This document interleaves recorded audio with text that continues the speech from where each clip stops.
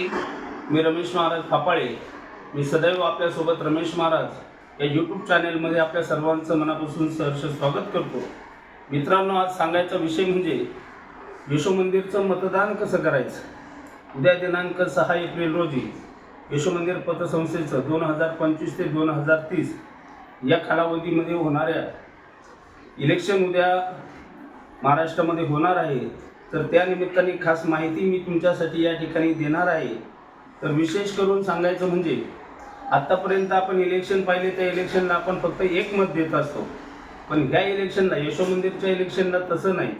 ह्या ठिकाणी आपल्याला 5 मतपत्रिका दिल्या जातील आणि त्या 5 मतपत्रिकांमध्ये समजा पहिल्या पानावरती 2 नावं असतील, दुसऱ्या पानावरती 5 नावं असतील, तिसऱ्या पानावरती 2 नावं असतील किंवा चौथ्या पानावरती 2 आणि 5व्या पानावरती 7 अशी काही नावं असतील आणि त्या नावासमोर जे विमान चिन्ह दिलेले आहे, आपल्याला त्या विमान चिन्हाच्या समोरच शिक्का मारायचा आहे. म्हणजे आपल्याला टोटल एकूण 17 ठिकाणी शिक्के मारायचे आहे. म्हणजे बाकीच्या इलेक्शनप्रमाणे एक शिक्का मारायचा आणि बाहेर निघायचा असं नाही.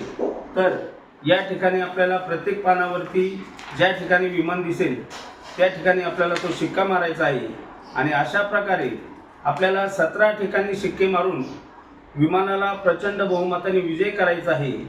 तर मित्रांनो, उद्या दिनांक 6 एप्रिल रोजी आपण आपले आधार कार्ड किंवा पॅन कार्ड घेऊन आपल्या मतदान केंद्रामध्ये त्या ठिकाणी जायचं आहे आणि आतमध्ये गेल्यानंतर ज्या ठिकाणी विमान दिसेल त्या ठिकाणी असे 17 शिक्के मारून आपल्याला मतदान करायचं आहे आणि क्रॉस मतदान करायचं नाही, नाही तर आपलं मत फेल जाईल याची नोंद घ्या.